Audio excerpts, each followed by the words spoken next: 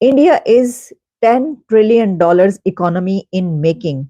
ये कहा है वर्ल्ड इकोनॉमिक फोरम के प्रेसिडेंट ने।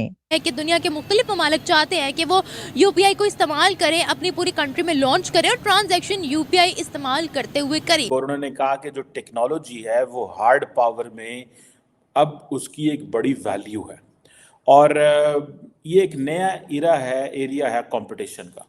कोई ऐसी टेक्नोलॉजी जिससे वर्ल्ड हैरान और कहे कि ये टेक्नोलॉजी हमें दो। मकारी, झूठ, फरेब, बेईमानी, ये बाहर के मुल्क मांगते हैं पर हमें लेता कोई नहीं है। हमारे मुल्क में बहुत ज्यादा है कि अगले 5 सालों में इंडिया की जो है वो थर्ड लार्जेस्ट इकोनॉमी दुनिया की बनने जा रहा है या बन सकता है। उनका एक बंदा हमें खरीद सकता है, एक टाटा, एक बिरला, एक अंबानी हमारा पूरा पाकिस्तान खरीद सकता है। वो इसलिए कि टेक्नोलॉजी के बेस एनपीसीआई इस्तेमाल करते हुए यूपीआई के जरिए सिंगापुर से कोई भी इंडियन रेमिटेंस मंगवा सकता है। हेलो गाइस, स्वागत है आपका अफेयर गॉसिप्स न्यूज़ में। तो वीडियो में आगे बढ़ने से पहले हर बार की तरह फिर से एक बेनती है, चैनल को सब्सक्राइब करिएगा और बेल आइकन दबाना मत भूलिएगा। इसमें जो वर्ल्ड इकोनॉमिक WEF के प्रेसिडेंट हैं बोर्गे ब्रेंडे, उनका एक इंटरव्यू जो कि इंडिया के एक जर्नलिस्ट ने लिया, जिसमें उन्होंने ये कहा है कि India is a 10 trillion economy in making. सिर्फ यही नहीं, बल्कि अगर आप वर्ल्ड इकोनॉमिक फोरम की साइट पर जाते हैं तो वहां पर जो चंद आर्टिकल्स मौजूद हैं उसके अंदर एक में ये बताया जा रहा है कि India could become the world's third largest economy in the next 5 years।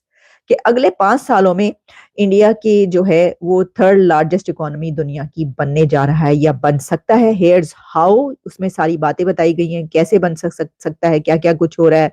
2023 कहा जा रहा है कि was a landmark year for India, जैसे कि इसमें जो G20 की प्रेसिडेंसी थी वो रही, जो अचीवमेंट्स हासिल की गई, और इसमें एक defining role in shaping the future of the global economy in 2024 and beyond for India.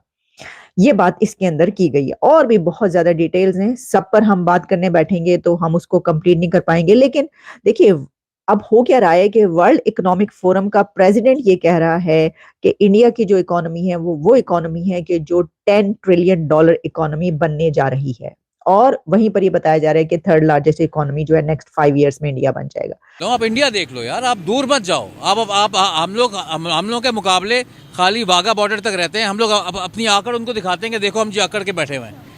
हमारी जंग होनी चाहिए कि उनके मुकाबला करना है तो उन्हीं की जो होता है ना, उन्हीं का जो मेन चीज़ फोकस है कि अगर उनकी टेक्नोलॉजी के ऊपर उनकी जीत है तो हम लोगों को टेक्नोलॉजी में आगे बढ़ना चाहिए, इंस्टेड ऑफ अपने आप को आकड़ दिखानी चाहिए बॉर्डर्स के ऊपर।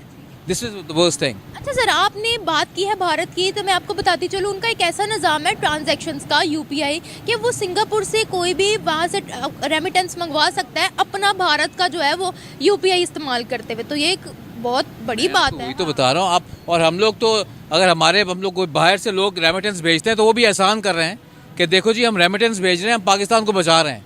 हालांकि उनको ये चाहिए कि जिस तरह वो made in India, made in Pakistan वाला पॉलिसी जो चल रही है, मैं कह रहा हूँ जो फ़लस्तीन का आजकल प्रॉब्लम चल रहा है उससे हमें ये बड़ा हुआ है कि मेड इन पाकिस्तान चीज़ें हम लोग शुरू कर दी हैं।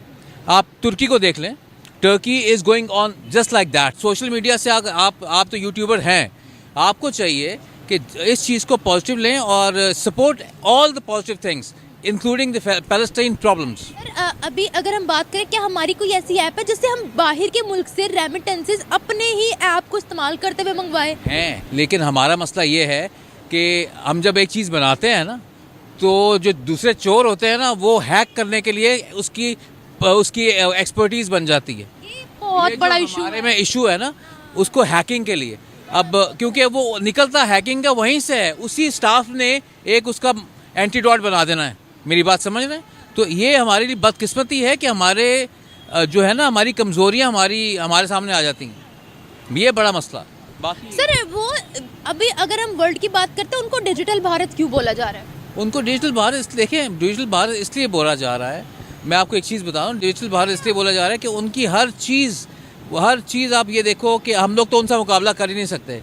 हमारी एक मूवी हमारी चलती नहीं है, हमारी सारी फिल्में फेल हो रही हैं, सारा कुछ ड्रामे चल रहे हैं बस।